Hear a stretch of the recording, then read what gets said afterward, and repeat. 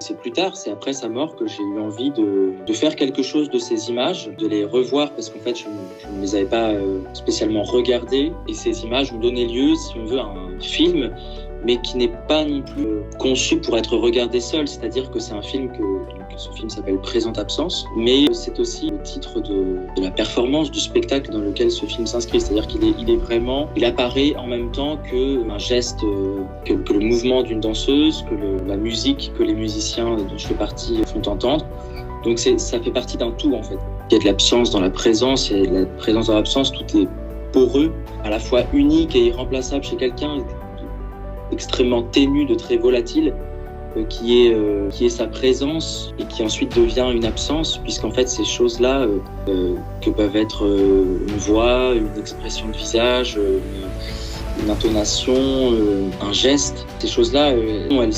elles sont peut-être celles qui disparaissent le plus vite de notre mémoire, ou en tout cas qui sont les plus fragiles dans notre mémoire. Finalement, la caméra ou l'appareil photo peuvent produire une sorte de mémoire parallèle à la nôtre. C'est ce que je trouve absolument bouleversant aussi dans ces traces qu'on a de ce qui appartient ensuite au passé. C'est la possibilité d'être à chaque fois actuel. C'est-à-dire qu'à chaque fois qu'on va revoir ces images, on va réentendre cette voix, elle redevient présente. Elle est à nouveau au présent, même si elle appartient au passé.